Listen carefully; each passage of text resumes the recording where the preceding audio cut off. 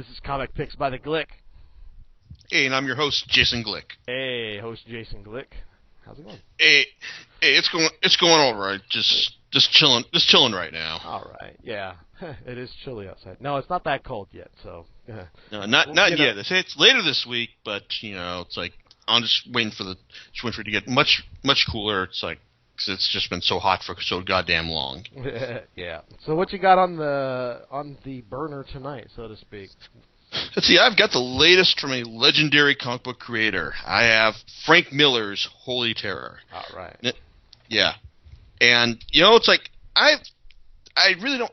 You really can't denigrate what Frank Miller has done in the past. I mean, with Dark Knight Returns, with Sin City, the man has done more to advance the cause of graphic novels and graphic storytelling in general than most creators ever will in their entire life. I mean, like I said, the man's place in history is virtually assured.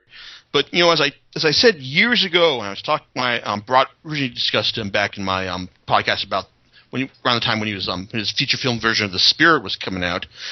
Miller's worth does decrease when you look at him on a what have you done for us lately level, because while everyone loves Sin City, loves 300, loves The Dark Knight Returns. You look at his most recent stuff, like The Dark Knight Returns, All-Star Batman and Robin, and it's kind of like, like Frank, like what the hell happened? It's like, I kind of liked The Dark Knight Strikes Again, in the sense of like, how The Dark Knight Returns like this major work that he had built up, and The Dark Knight Strikes Again was just like him tearing down that work with mad enthusiasm of someone who's destroying their own sandcastle. I mean, that was fun. I mean, it would have been better if he had titled it, Batman and Robin Spandex Orgy. Just gives us a sense of the disconnect we're going to have from like the sequel.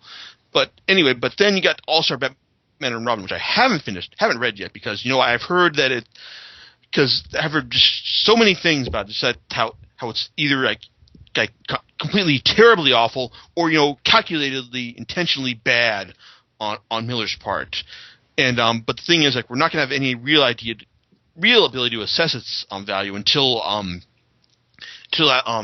Miller gets around to writing it, or if he has, then won't be until like Jim Lee gets around to finish drawing it, which probably won't be for a real goddamn long time because he's busy with Justice League and Jeff Johns now.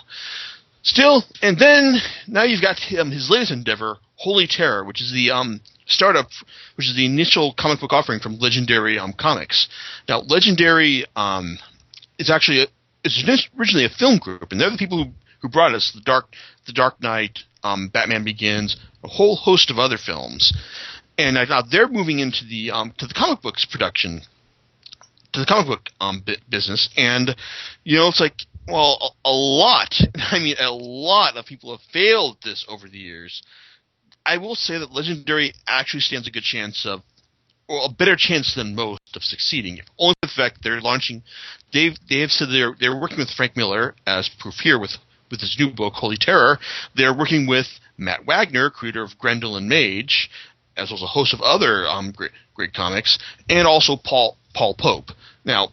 You put these guys together, and it's like, hey, I'll go ahead and I'll buy pretty much like almost anything they write, especially Paul Pope, because I mean, like when they say that his the book they're releasing with him, Paul Pope is just a collection of all the odd stuff he's released over the years, plus some new stuff. Hey, I'm there, man. Just like release it now, I'll give you the money.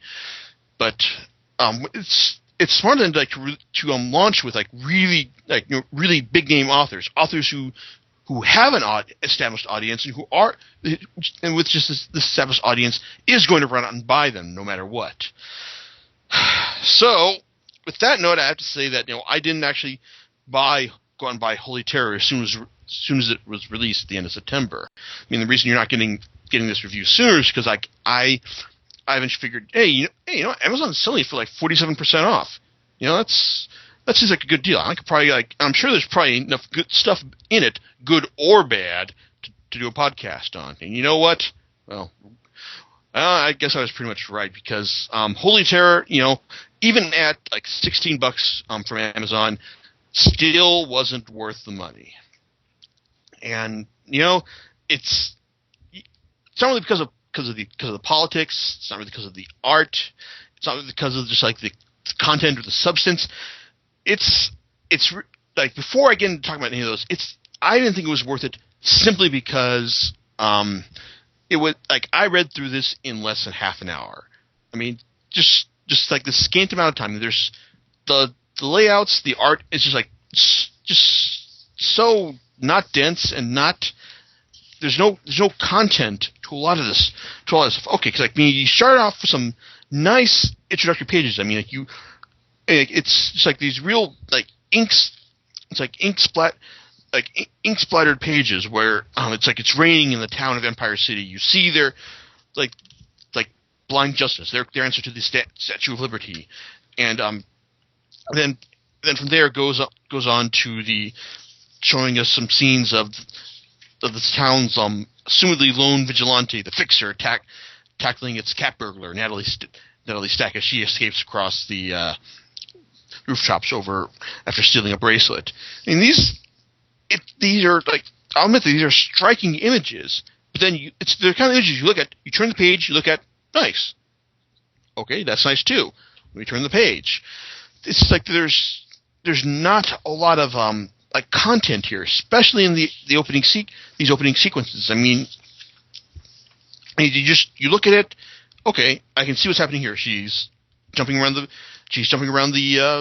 cityscape. Oh, she's falling off a building. She's getting blown off here. Oh, she's being saved by the Fixer. Oh, now they're fighting. Oh, now they're about to fuck. Great.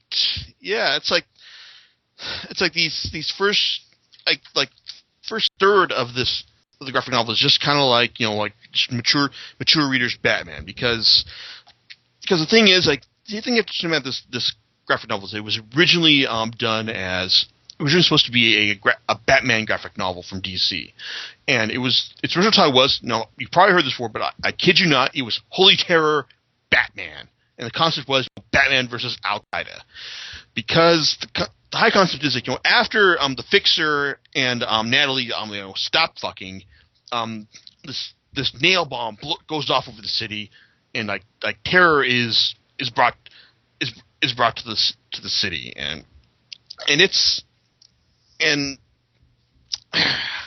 it's like after reading this, I really don't think that it would have been improved by having Batman in here. I mean, just if you swap out Batman and Catwoman for the Fixer and Natalie, then it really doesn't add that much to things. I mean, yeah, sure, the Fixer, he likes big guns and all. He likes killing people because he's really, really angry. But I don't know. But the thing is, and this is another big failing of the novels, that there's not these Fixer and Natalie, they really aren't characters. I mean, they're just kind of they're types. I mean, Fixer, he's just the strong, brooding hero who's built just to protect the city for this one night when terror strikes. And Natalie, she's just kind of she's kind of almost like the spunky sidekick, who's there for provide the hero someone to rely on, and for the hero to look cool as he saves, and then has sex with her afterwards. I don't know, it's like these characters really aren't really developed enough for you to form some sort of basis or attachment to it in order to care about the book's other failings, which is the fact that it's clear that Miller has some ideas about this is modeled after 9/11 and a vigilante response to it, but it's still just doesn't grab you. It doesn't seem. It just doesn't. There's no real depth to it. It just comes.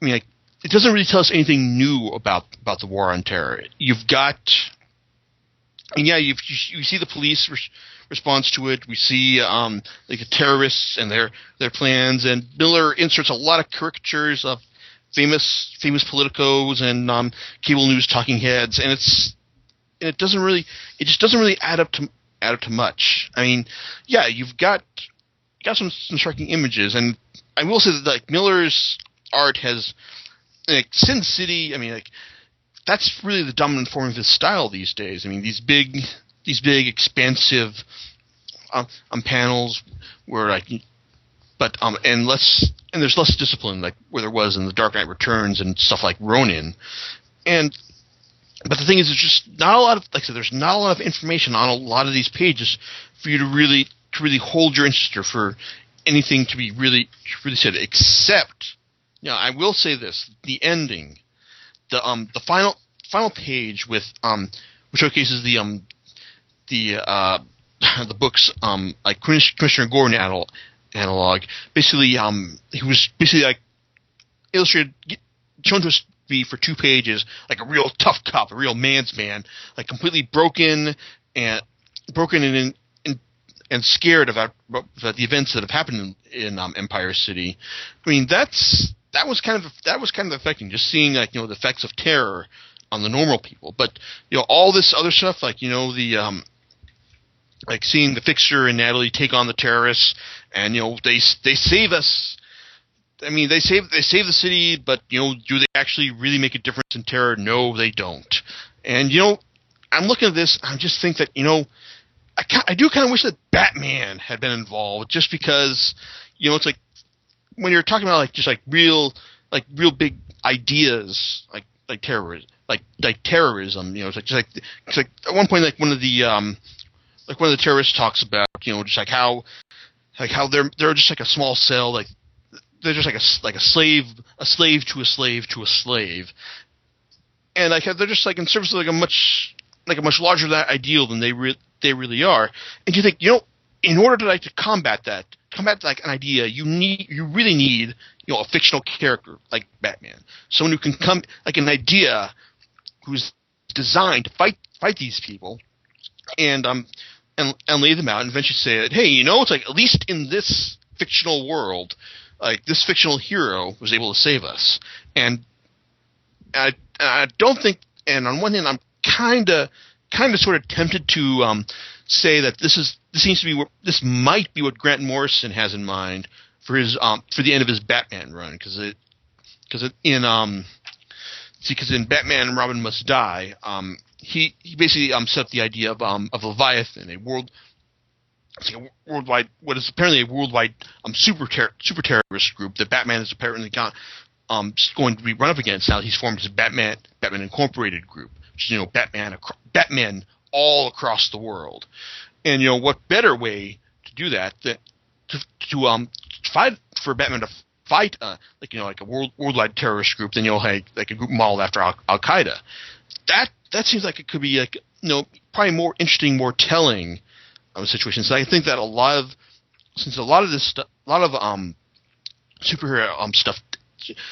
See, when superheroes tackle real world stuff, it works a lot better when you do it like one step removed, like with Batman, with like Batman and Leviathan standing in for real world features, than something like this, which I've heard said that this is not meant to be read as any kind of real world story. But when you actually name check Al Qaeda here as the group that's doing all this stuff, you kind of lose all your rights to that.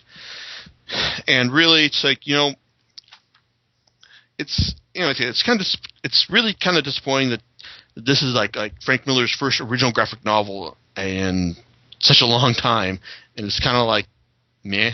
But I heard he is going to be doing more Sin City, and I'd line up for that, because his current style is ideally suited for that. And it's like, I think for me at least, Miller has reached the point where he's reached a point where you've got to do something that maybe that re-energizes your audience, that maybe shows us what we loved about you. But I'm just the demanding fanboy here, and hey, maybe Miller doesn't know how to do it. Maybe he just wants to hey, fuck you, I want to do I've earned the right to do whatever the hell I want for the rest of my career. And guy might be right for all he's done, but after stuff like this, I'm starting to think I've earned the right not to buy it. And just on a final note here, I want to add that we recorded last podcast on Monday because I wanted to dive into Arkham City afterwards, and let me tell you, all the hype you've heard about it, so fucking true. It's a great game. It is superior to Arkham Asylum. So if you haven't bought Arkham Asylum, buy that first before buying this one. It's truly fantastic. It's truly fantastic, and even though the story it's really a bit overstuffed. I mean, like, they crammed just about every like bat villain you can think of here. But the thing is, it's really not that daunting, because the thing is, I hate to repeat myself, but because like this, just like Arkham Asylum, this story was written by Paul Dini, one of the masterminds behind Batman the Animated Series. So really, yeah. So if you've seen Batman the Animated Series, like, or at least seen as many episodes as I have, you will be ready to see all the villains here, because really, like, this and Arkham Asylum are kind of like just basically mature readers' versions of what was being done in the animated series, and it works really well here. And even so, like, animated series fans are just going to be like want to tune in here, check this out, just to hear Mark Hamill's swan song as a Joker, and it is truly a thing of beauty, and really, it is his swan song. He's not coming back after this. Just wait until you see the ending, and you'll understand why. Don't forget what's his name playing Batman. Oh yes, Kevin Conroy, because like he's still around. He's just as good as always. But it's like as much as I love that guy, I don't envy the man who has to replace Mark as the Joker. Yeah, really, exactly. All right, with that, we'll see you next time. Yep, laters everyone.